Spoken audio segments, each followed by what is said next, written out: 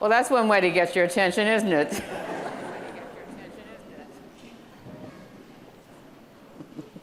Now that I've got your attention. So we have another gospel from Luke that's a hard saying. And again, I'm going to say next time before I say when I'm free to preach, I'm going to look at what the scripture is before I sign up to do the job.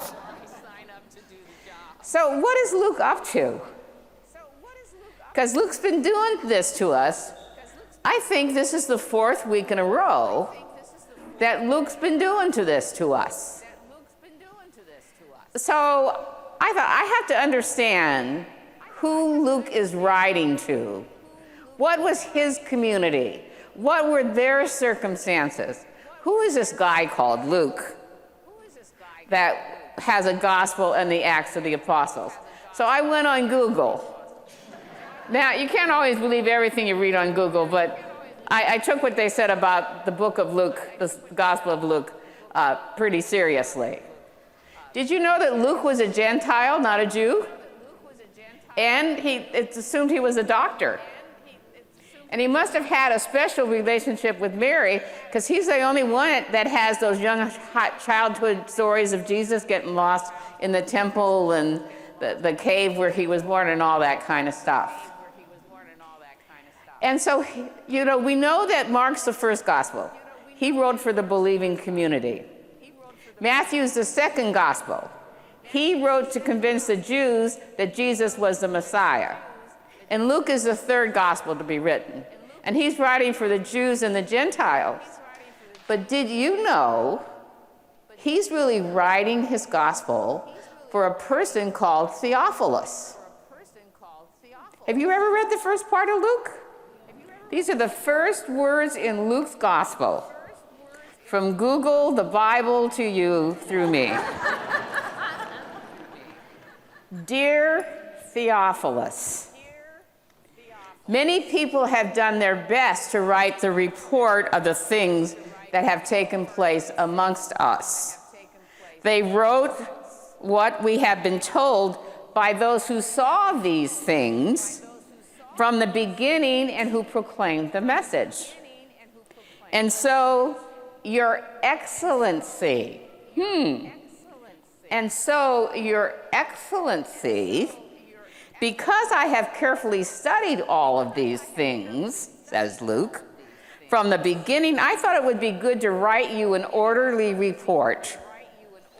I do this so that you will know the full truth about everything which you have been taught. Your Excellency. So, Theophilus was a Roman official. He was wealthy. He had a place of position. He was a friend of Luke's, maybe a convert of Luke's. And it's also proposed that Theophilus was the one that had Luke's words written down and copied so that they could be sent to other places in the world. Now, as this wealthy Roman powerful man, he's got a lot of challenge to live the gospel of Jesus. There's going to be changes made. And it's the same with you and I, church. To live the challenge, the cost of discipleship is a challenge to change. And we've been receiving those challenges along the way. A few weeks ago, I had that piece of Luke. I didn't come to bring peace, I came to bring dissension. Yeah, set the world on fire too, Mary reminds me. And dissension's inevitable, we're human. It's what we do with it. Do we take positions? I'm right, you're wrong. Because whatever position we take, I mean, if I take a position, obviously I'm right, and everybody else is wrong. Or do we approach the other with the same compassion, love, mercy, understanding, and forgiveness that God's already given us? Do we say to the other, John, I don't agree with you on that, and yet I want to know what's in your life that has brought you to that opinion, because I'd like to understand, because we're friends and we stand in the heart of God together. Different approach to dissension. John thought I was going to make him say something. He was looking really nervous. And then Father John, a couple of weeks ago, the two baseball hats, Dodgers and Giants, us and them. And Father John said, God came to say it's us and us. We need to reorder our lives. It's God first, the community second, and me last. And you know, we're serious followers of Jesus. I'm going to posit that right now. This church is filled with, you're here. You're a serious follower of Jesus. So you're not doing any of the overt things. You haven't killed anybody lately, and you've done some sharing and all that kind of stuff. But the challenge is, it's so subtle and so overt sometimes, because when we find out, you know, we're woke, I'm woke, I know the message. Am I woke enough? So the other day, Mary Lou McGuire and I met at the Vault in Berkeley for breakfast. And there was this gentleman outside. And he was dirty and he was hungry. My mind said, street person. I've already created them and us. Just by my thinking, street person. I didn't say, oh, here's a brother. So I went up to this gentleman and I said, are you hungry? Which I knew the answer to that. And he said yes. And I said, well, let me take you in this restaurant and let me buy you breakfast. So we went into the Vault, got him a seat. The waiter came over and I said, please serve this gentleman anything he'd like and bring the bill over to my table. And so I sit down and Mary Lou and I are talking and I'm feeling pretty good about myself. Because I'm woke.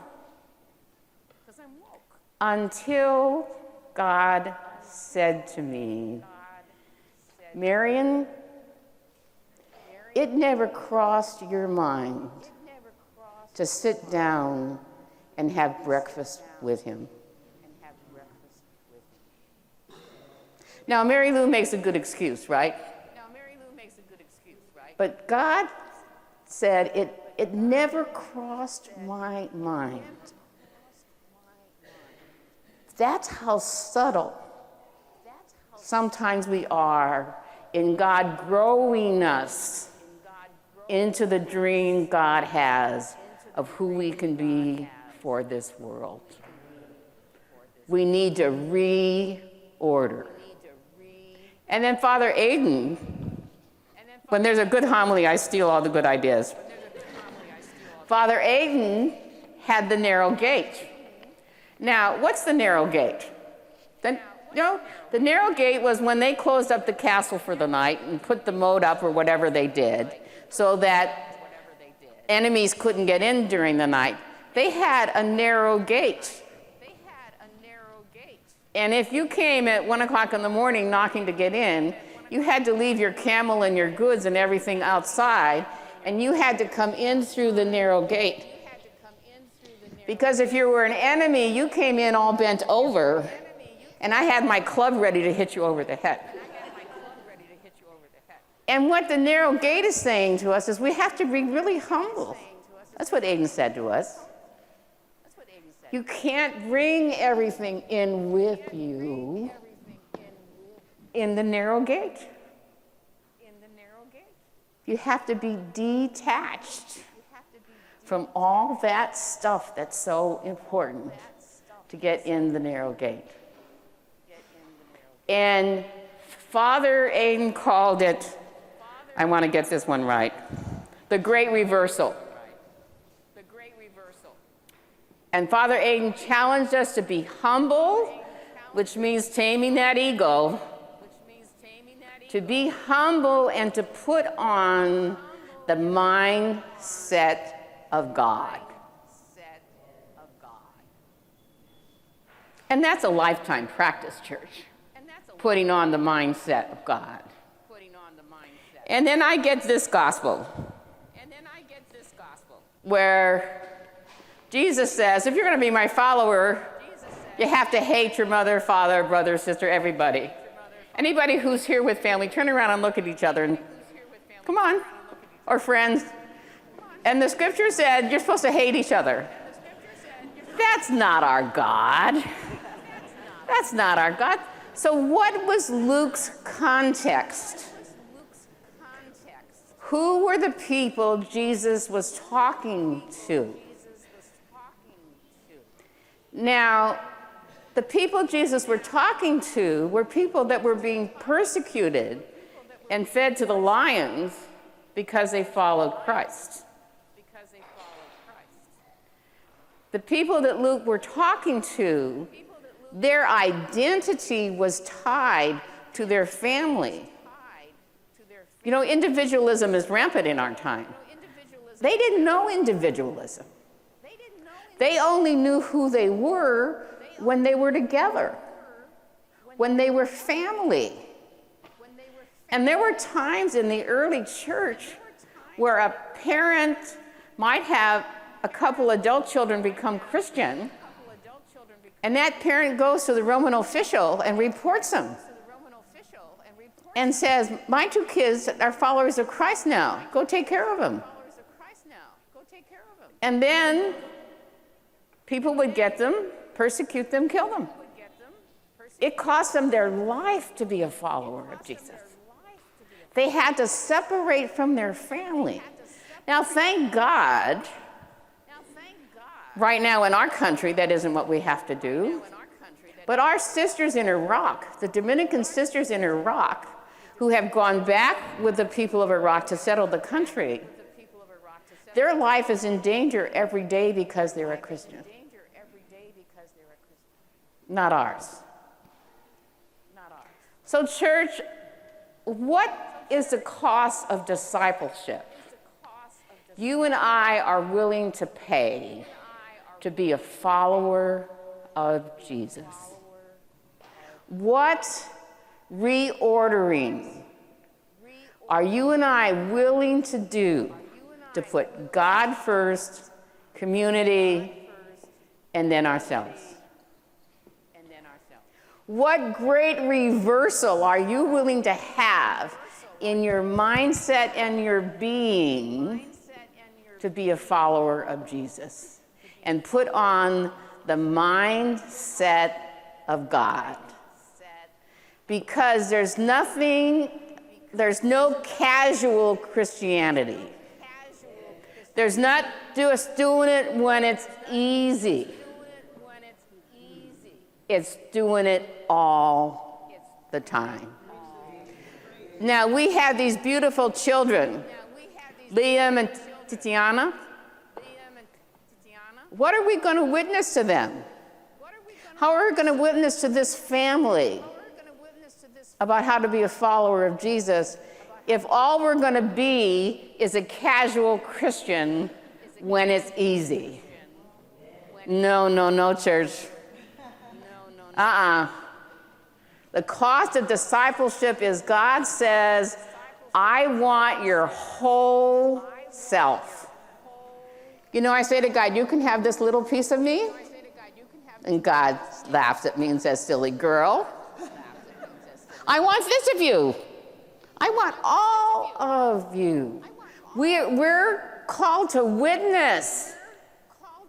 to this family and these two children that this church is willing to pay the cost of discipleship, to follow Jesus, to address the issues in our world in our time, so that people can have quality of life, equity of opportunity, a home to live on, food on their table, and we're willing to sit down with our brother and share a meal.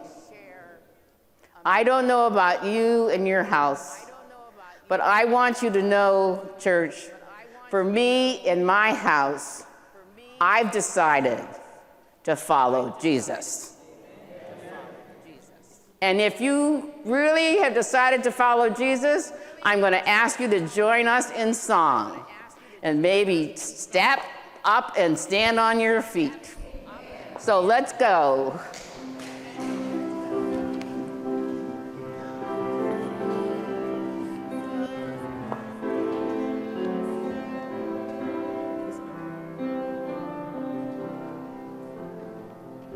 I have decided to follow Jesus. I have decided to follow Jesus. I have decided to follow Jesus.